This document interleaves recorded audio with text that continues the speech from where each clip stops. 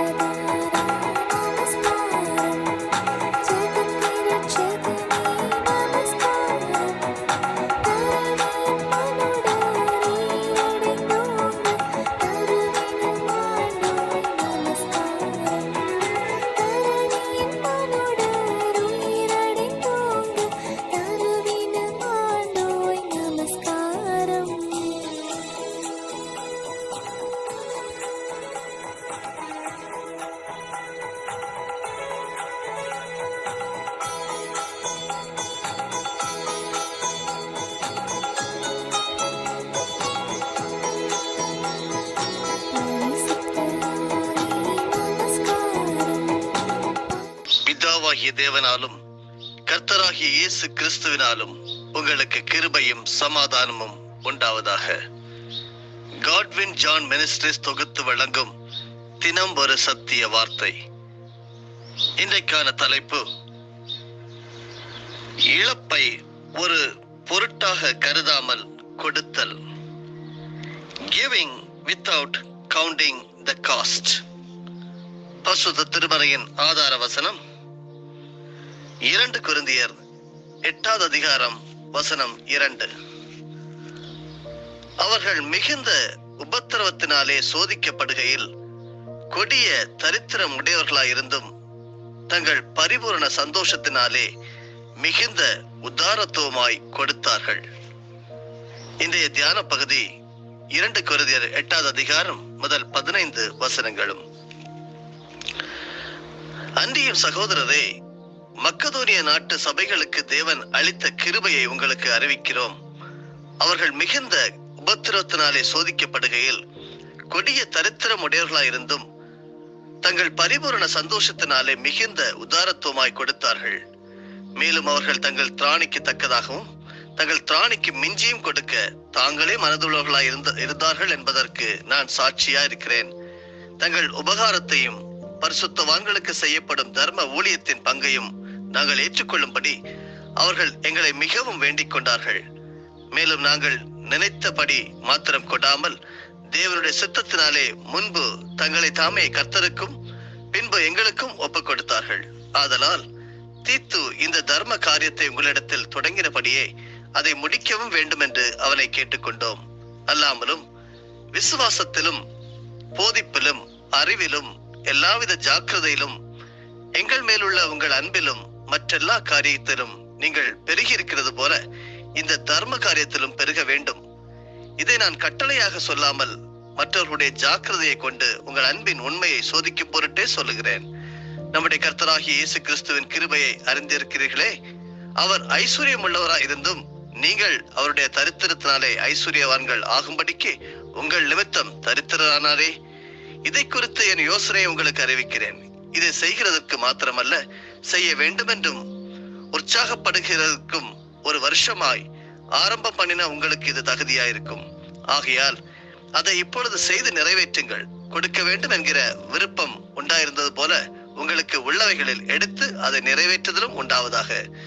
ஒருவனுக்கு மன விருப்பம் இருந்தால் அவனுக்கு இல்லாததின்படி அல்ல, அவருக்கு உள்ளத்தின்படியே அங்கீகரிக்கப்படும். மற்றவர்களுக்கு சகாயமும் உங்களுக்கு வருத்தமும் உண்டாகும்படி அல்ல, சமநிலையில் இருக்கும்படியாகவே சொல்லுகிறேன். எப்படி எனில், மிகுதியாய் சேர்த்தவனுக்கு அதிகமானதும் இல்லை, கொஞ்சமாய் சேர்த்தவனுக்கு குறைவானதும் இல்லை என்று எழுதியிருக்கிற பிரகாரம் சமநிலை பிரமாணத்தின்படியே அவர்களுடைய செல்வம் உங்கள் வறுமைக்கு உதவும்படிக்கு இக்காலத்திலே உங்களுக்கு செல்வம் அவர்களுடைய வறுமைக்கு உதவுவதாக.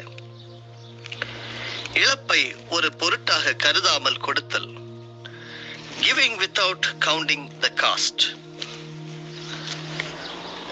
Our society values how much a person has, but God values how much a person gives.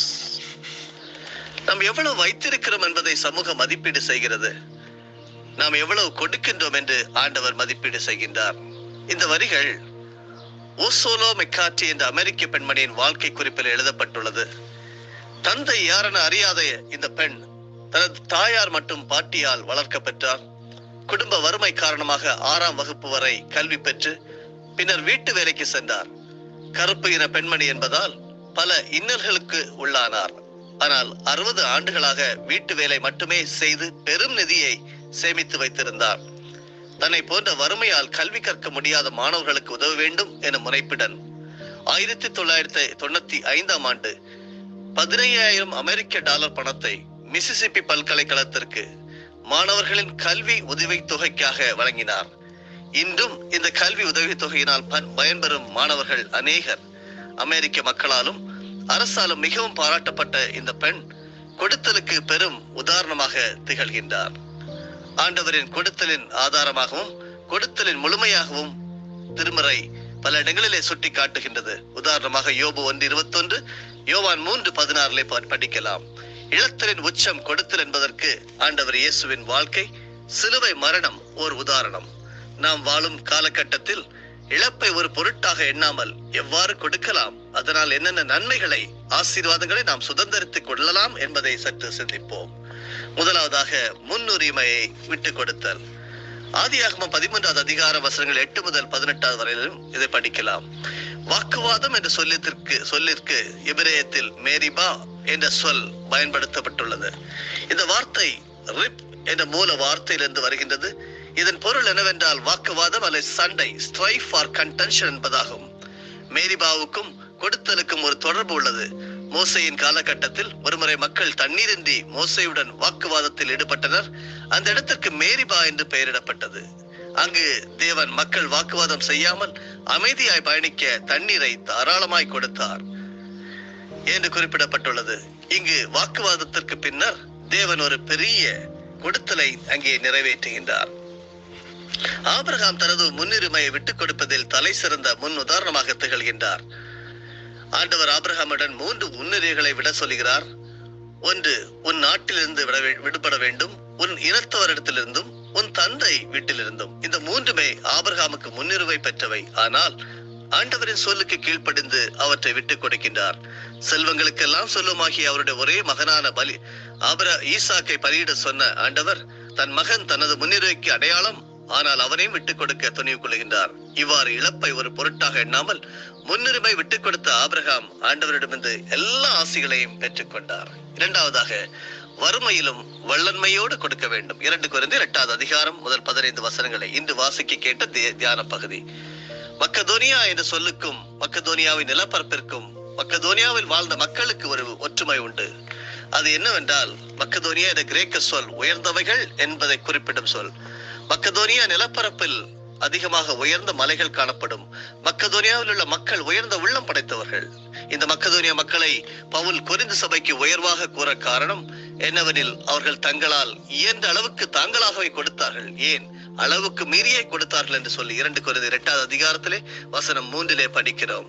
அருமையானவர்களே, வறுமையில் மூழ்கி இருந்தாலும் வல்லன்மையோடு வாழி வழங்கினார்கள். அளவுக்கு மீறியே கொடுத்தார்கள். தங்களை முதன்மையாக ஆண்டவருக்கு அர்ப்பணித்தார்கள். தாய் திருச்சபையாகிய எருசலேம் திருச்சபையில் வறுமையால் வாடிய ஏழைகளுக்கு நிதி திரட்டிய பவுலிடம் தங்களது இறை மக்களுக்கான அறப்பணியின் பங்கை ஏற்றுக்கொள்ள வேண்டும் என்று மக்கதோனியாவில் உள்ள மக்கள் வேண்டினர்.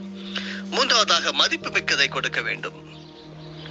நமக்கு மதிப்பு மிக்கதை கொடுத்தல் என்பது வெறும் பொருளையும் பணத்தையும் கொடுப்பதோடு நின்று விடுவதல்ல.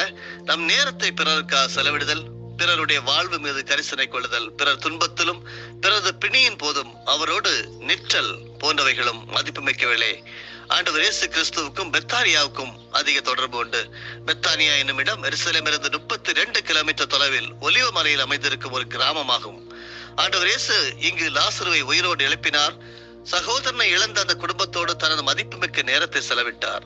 அவரது கவலைகளை அகற்றினார். அதே போன்று சியோன் என்ற தொழுநோயாளியின் இல்லத்தில் அவர் தனது மதிப்புமிக்க நேரத்தை செலவிட்டார். பொதுவாக யூத பாரம்பரியத்தில் தொழுநோயாளிகளின் இல்லத்திற்கு யாரும் செல்வது இல்லை. ஆனால் இயேசு கிறிஸ்து தனது நேரத்தை இவரது இல்லத்தில் செலவிடுகின்றார். அருமையானவர்களே, இந்த திருமறை பகுதியில் சீமோனின் இல்லத்தில் ஆண்டவர் இயேசு கிறிஸ்து சீடர்களுடன் இருக்கும் வேளையில் ஒரு பெண் விலை உயர்ந்த தைலத்தை இயேசுவின் தலையில் ஊற்றினார். ஆண்டவர் இயேசு, என் அடக்கத்திற்காக இவர் முன்னதாகவே என் உடலுக்கு தைலம் பூசி விட்டார், மார்க் 14:8 படிக்கிறோம் என்று அந்த பெண்ணை பார்த்து முறுமுறுத்தவர்களுடன் கூறினார். இங்கு அனைவரும் முறுமுறுக்க இயேசு இந்த பெண்ணை பாராட்ட காரணம் ஒன்றுதான். இந்த பெண் ஆண்டவர் இயேசு தனது மதிப்புமிக்க உயிரை இந்த உலகினை மீட்டதற்காக கொடுக்க ஆயத்தமாக உள்ளார் என்பதை உணர்ந்தார். எனவே தன்னிடம் காணப்பட்ட மதிப்புமிக்க தைலத்தை அவருக்கு ஊற்றினார்.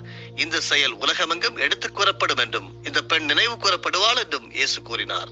எனவே இறைமகன் இயேசுவை போன்று மதிப்புமிக்கவற்றை, நேரத்தை, உழைப்பை மனித மேம்பாட்டிற்காக நாமும் கொடுக்க அழைக்கப்படுகின்றோம். அதே போன்று இந்த பெண்ணை போன்று நம்மால் இயன்றதை, விலை மதிப்பு மிக்கதை ஆண்டவருக்கு கொடுத்து ஆண்டவரின் பாராட்டை பெறுவோம். கேட்டுக்கொண்டிருக்கிறவர்களே, திருச்சபை ஒரு கொடுக்கும் சமூகமாக வாழ ஆண்டவர் நம்மை கிறிஸ்து இயேசுவின் வழியாக அழைத்திருக்கின்றார். எனவே ஆபிரகாமை போன்று முன்னுரிமைகளை விட்டுக் கொடுப்போர்களாகவும், மக்கதோனியா சபைகளை போன்று வல்லன்மையோடு கொடுப்போர்களாகவும், இயேசு கிறிஸ்துவை போன்று, இயேசு கிறிஸ்துவால் பாராட்டப்பட்ட இந்த பெண்ணை போன்று மதிப்பு மிக்கதையும் கொடுப்போர்களாக இந்த சமூகத்திற்கு சான்று பகர ஆண்டவர் உங்கள் ஒவ்வொருவருக்கும் துணை செய்வாராக. ஆமேன். ஜெபம் செய்வோம். எங்கள் நல்ல ஆண்டவரே, இந்த காலை வேளையிலே உம்மோடு வருகிறோம் அப்பா. அவர்கள் வறுமையில் மூழ்கி இருந்தாலும் வல்லன்மையோடு வாரி வழங்கினால் என்று சொல்லி மக்கதோனியா திருச்சபையை பற்றி நாங்கள் பார்த்தோம். ஆண்டவரே, திருச்சபையானது நாங்கள் ஒரு கொடுக்கும் சமூகமாக வாழ எங்களை அர்ப்பணிக்கிறோம். இயேசு கிறிஸ்து எங்களை அதற்காகவே எங்களை ஆசீர்வதித்திருக்கிறீர். எங்களுக்கு இருக்கின்றவர்களை ஆபிரகாமை போன்று முன்னுரிமைகளை விட்டுக் கொடுப்பவர்களாகவும், ஆண்டவரே மக்கதோனியா சபைகளை போன்று வல்லன்மையோடு நாங்கள் கொடுப்பவர்களாகவும், உம்மை போன்று உம்மால் பாராட்டப்பட்ட பெண்ணை போன்று மதிப்பு மிக்கதையும் கொடுப்பவர்களாக எங்களை அர்ப்பணித்து ஜெபிக்கிறோம். என்னோட இணைந்து ஜெபித்துக் கொண்டிருக்கின்ற ஒவ்வொருவரும் ஆண்டவரே இப்படிப்பட்ட நல்ல தீர்மானங்களை எடுத்து சமூகத்திற்கும் சபைக்கும் உமக்கும் எங்களுக்கும் ஆசீர்வாதமாக இருக்க எங்கள் ஒவ்வொருவரையும் ஆசீர்வதித்து வழிநடத்த வேண்டுமா ஜெபிக்கிறோம். கிவிங் வித்தவுட் கவுண்டிங் த காஸ்ட் என்று எழுதப்பட்டிருக்கிறது அப்பா. அப்படியே நாங்கள் கொடுக்க உதவி செய்யும். வெற்றி நாளாக, ஆசீர்வாதத்தின் நாளாக, ஜெயத்தின் நாளாக, கொடுக்கும் நாளாக அர்ப்பணிக்கிறோம். இயேசு கிறிஸ்துவின் மூலமே ஜெபிக்கிறோம் நல்ல தந்தையே. ஆமேன், ஆமேன், ஆமேன். என் ஆத்துமாவே கர்த்தரை ஸ்தோத்தரி, என் முழு உள்ளமே அவருடைய பரிசுத்த நாமத்தை ஸ்தோத்தரி. என் ஆத்துமாவே கர்த்தரை ஸ்தோத்தரி, கர்த்தர் செய்த சகல உபகாரங்களையும் மறவாதே. ஆமேன்.